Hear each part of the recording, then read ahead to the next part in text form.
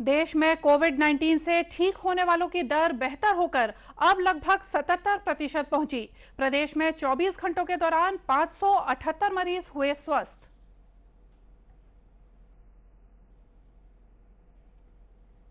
Railway special parcel ट्रेनों और यात्री ट्रेनों में पार्सल बोगियां लगाकर आवश्यक वस्तुओं की कर रहा है आपूर्ति।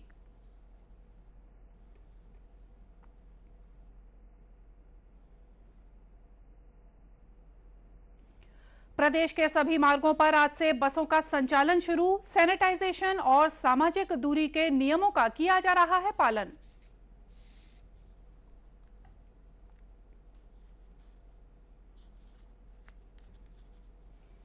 और बस्तर में इको पर्यटन को दिया जा रहा है बढ़ावा। आदिम परंपरा और संस्कृति को संरक्षित करते हुए पर्यटन सुविधाओं का होगा विस्तार।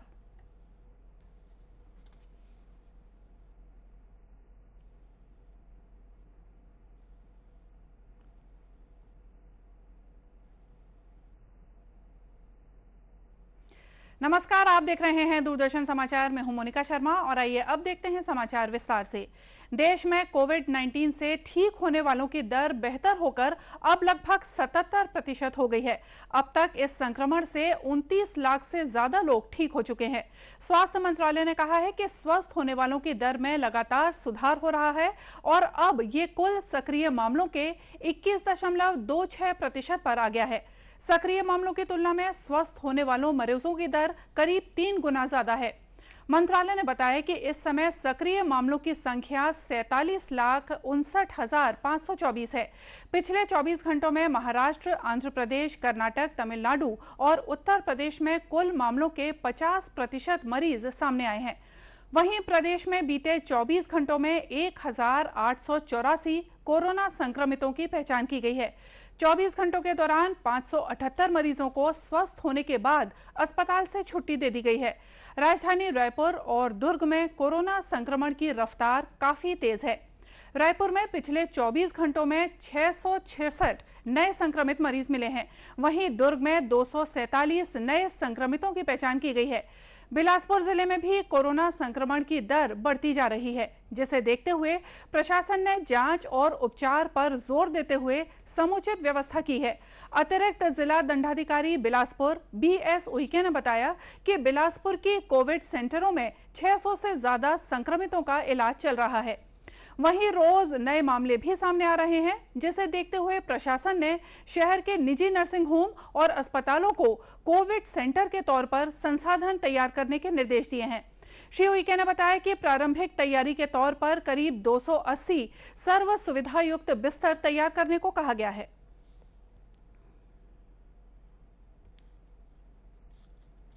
बिलासपुर जिले में लगातार कोरोना पॉजिटिव के संक्रमण बढ़ते जा रहे हैं। इसको लेकर निजी चिकित्सालयों के, IMA के और हमारे शासकीय अस्पताल अपोलो हैं, सिम्स हैं, इनके डॉक्टरों के साथ बातचीत हुई है और इसमें प्रयास किया गया है कि हमारे हॉस्पिटलों में बेड की संख्या बढ़ाई जाए ताकि लोगों को अच्छे मेडिकल सुविधा उपलब्ध हो सके। साथ ही साथ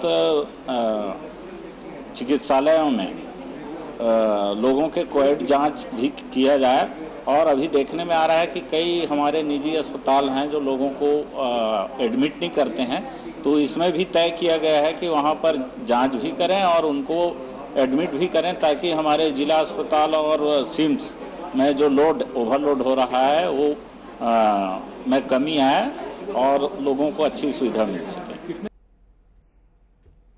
श्री उइके ने कहा कि जो अस्पताल या मेडिकल स्टाफ कोरोना संक्रमण से निपटने में प्रशासन का सहयोग नहीं कर रहे हैं, उनका लाइसेंस निरस्त करने की कार्रवाई की जा सकती है। बस्तर जिले के कलेक्टर रजत बंसल ने भी कोरोना के बढ़ते हुए मामलों को देखते हुए लोगों से सामाजिक दूरी का पालन करने की अपील की है। तरह से प्रयास कर रहा है। हमने जगदलपुर शहर में विशेष रूप से हर वार्ड में एक संयुक्त टीम बना करके घर घर जा करके लोगों का टेस्ट भी किया, साथ में समझाइश भी दी है। आने वाले समय में हम लोगों ने बेड की कैपेसिटी बढ़ा करके जो असिम्प्टोमेटिक पेशेंट्स हैं उनके लिए अलग अलग व्यवस्थाएं कराई हैं, जिससे कि डिमरापाल जो हमारा मेडिकल कॉलेज है वो सिर्फ गंभीर जो परिस्थिति में जो लोग हैं उन्हीं के लिए समर्पित हो पाए। और आने वाले समय में हम विशेष रूप से ये अपील करेंगे आम जनता से कि कम से कम अपने घरों से बाहर निकलें। यदि बहुत आवश्यक हो तभी निकलें, और जब भी निकलते हैं तो नाक और मुंह ढक के अपने मास्क से ढकें और लोगों से एक भौतिक दूरी बना के चलें। राज्य शासन ने भी सभी जिलों में जांच प्रक्रिया बढ़ा दी है। कोरोना संक्रमण के दौर में और लॉकडाउन के दौरान स्पेशल पार्सल ट्रेनों और यात्री ट्रेनों में पार्सल बोगियां लगाकर रेलवे देश भर में आवश्यक वस्तुओं की आपूर्ति कर रहा है। रेलवे दवाइयां, फल, डेयरी उत्पाद, चिकित्सा उपकरण, सब्जियां, किराना सामान और अन्य आवश्यक वस्तुएं लगातार एक स्थान से दूसरे स्थान पर भेज रहा है। इससे रेलवे की आमदनी में भी इजाफा हुआ है। दक्षिण पूर्व मध्य रेलवे के दुर्ग स्टेशन से सबसे ज्यादा पार्सल भेजे जा रहे हैं। दुर्ग स्टेशन के वाणिज्य निरीक्षक जितेंद्र प्रसाद ने बताया कि पार्सल कार्यालय द्वारा इस साल अप्रैल से अगस्त तक 24,518 मैट्रिक टन सामग्रियों को पार्सल किया गया है, जो पिछले वर्ष के मुकाबले 8,514 मैट्रिक टन ज्यादा है।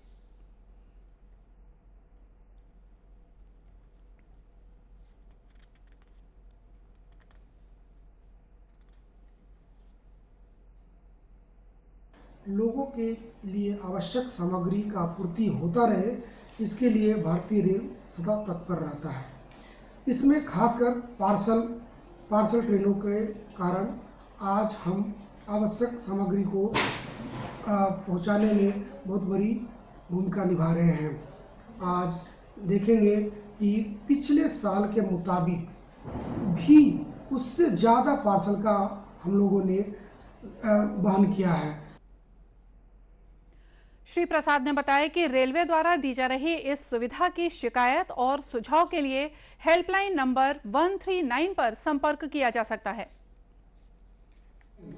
सर्विस के द्वारा भी पार्सल व्यवसायियों के लिए एक नया चैनल नंबर दिया गया है, जिसमें आप दिन रात 24 घंटा आप किसी भी पार्सल संबंधी समस्या का समाधान करने के लिए फोन कर सकते हैं। और एक लास्ट बात और बताना चाहता हूं कि हाल ही के दिनों में रेलवे बोर्ड ने पार्सल व्यवसाय के लिए इसका गुडशेड में भी व्यवसाय करने के लिए इजाजत दी है। श्री प्रसाद ने कहा कि रेलवे द्वारा जल्दी खराब होने वाले सामान को एक स्थान से दूसरे स्थान तक जल्द भेजने की व्यवस्था की गई है। प्रदेश के सभी मार्गों पर आज से बसों का संचालन शुरू हो गया है। गौरतलब है कि अनलॉक की प्रक्रिया में राज्य शासन ने बसों के संचालन को मंजूरी दी थी, लेकिन बस ऑपरेटर अपनी 8 सूत्रीय मांगों को लेकर संचालन में देरी कर रहे थे। इस पर परिवहन मंत्री ने बस संचालकों के लिए सितंबर और अक्टूबर महीने का कर माफ कर दिया। वहीं किराया वृद्धि की मांग पर कैबिनेट में चर्चा करने का आश्वासन दिया। इसके बाद से आज से बस संचालन शुरू किया गया। बस संचालक ने बताया कि शासन के निर्देशानुसार बसों का संचालन शुरू किया गया है।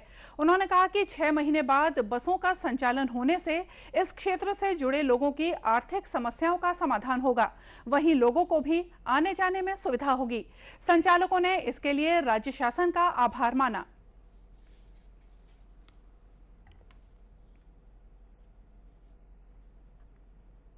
हमारी 6 महीने लगभग होने जा रहे हैं। बसें बंद थी, बीच में करीब 1 हफ्ते के लिए चालू हुई थी।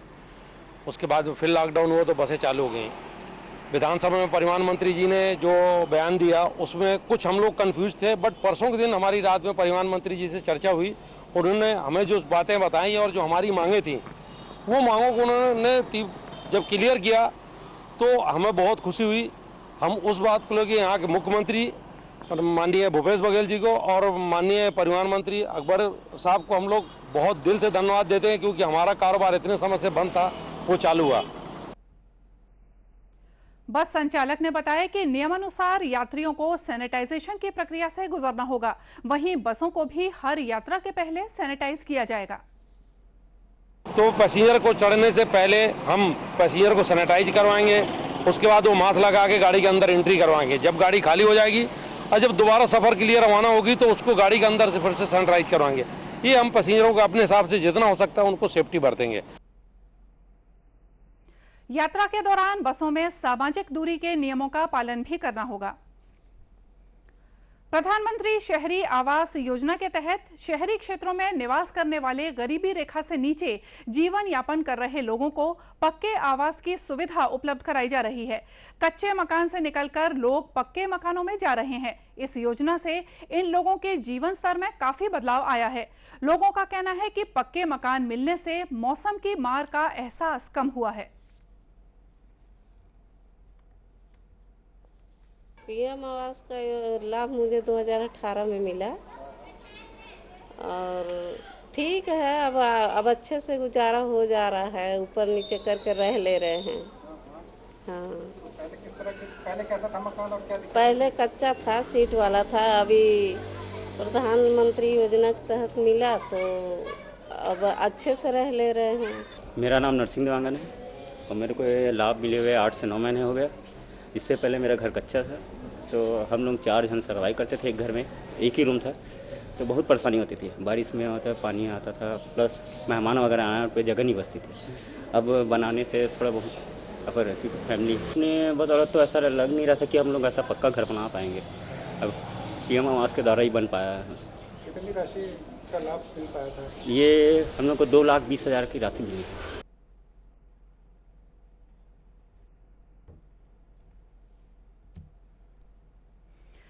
बस्तर जिले में प्राकृतिक संसाधनों और मनोरम स्थलों की अधिकता के कारण यहां पर्यटन की संभावना के मद्देनजर जिला प्रशासन ने इको पर्यटन को बढ़ावा देने का निर्णय लिया है। कलेक्टर रजत बंसल ने दूरदर्शन समाचार से चर्चा करते हुए बताया कि सभी पर्यटन स्थलों में बुनियादी सुविधाओं की व्यवस्था सुनिश्चित की जा रही है। उन्होंने कहा कि पर्यटन और प्रकृति के संरक्षण का प्रबंधन इस ढंग से किया जा रहा है जिससे पर्यटन और पारिस्थितिक की आवश्यकताएं पूरी हों। कलेक्टर ने बताया कि स्थानीय समुदायों के लिए रोजगार के नए अवसर और इनका बेहतर जीवन स्तर सुनिश्चित करना भी इको पर्यटन का उद्देश्य है। श्री बंसल ने बताया कि पर्यटन के साथ साथ आदिम संस्कृति को प्रदर्शित करती परंपराओं का भी संरक्षण किया जाएगा। इन्हें पर्यटन सुविधाओं के विस्तार से किसी तरह का नुकसान न हो, यह सुनिश्चित किया गया है।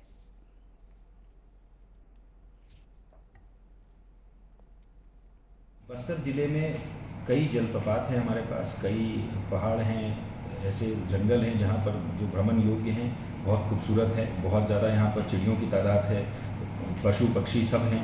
और इनको देखते हुए ख़ासतौर पे इनको जनजातीय जीवन से जोड़ते हुए जो हमारे पर्यटक आते हैं, जिनको इस प्रकार की आस रखते हैं कि जनजातीय जीवन को बेहतर समझें, उनके साथ रुकें, उनके साथ स्टे करके उनके दिनचर्या को समझें और एक जंगल से जुड़े, नेचर से जुड़ने की जो भावना रखते हैं, इन कॉन्सेप्ट को प्रमोट करते हुए हमने इको टूरिज़्म के कॉन्सेप्ट को भी लॉन्च किया है। और बस्तर ज़िले में ऐसे सभी जगहों पे जिनमें टूरिज़्म का पोटेंशियल है, वहाँ पर ग्राम सभा के साथ टूरिज़्म की कमिटीज़ बना रहे हैं, ग्रामीणों को जोड़ करके योजना बना रहे हैं कि किस प्रकार से वहाँ पर टूरिज़्म गतिविधियाँ प्रमोट की जाएँ। कोशिश हमारी ये है कि टूरिज़्म इस तरह से हो कि जो कल्चर हमारे ग्रामीणों का है उसके ऊपर किसी और का डोमिनेशन ना हो, जबकि वो जो भी बाहर से आए वो उस कल्चर को समझ के, एक रिस्पेक्ट करके उस कल्चर के तहत उस टूरिज़्म करें और ये पूरा टूरिज़्म किसी भी तरह से पोल्यूशन फ्री रहे और साथ में इको सेंसिटिव रहे।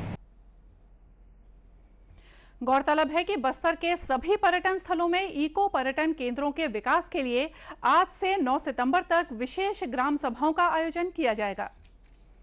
और आइए देखते हैं अंत में मुख्य समाचार एक बार फिर से। देश में कोविड-19 से ठीक होने वालों की दर बेहतर होकर अब लगभग 77% पहुंची। प्रदेश में 24 घंटों के दौरान 578 मरीज हुए स्वस्थ।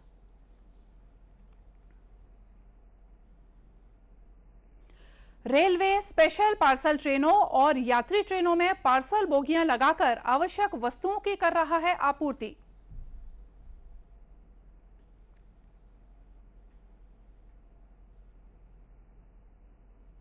प्रदेश के सभी मार्गों पर आज से बसों का संचालन शुरू। सैनिटाइजेशन और सामाजिक दूरी के नियमों का किया जा रहा है पालन।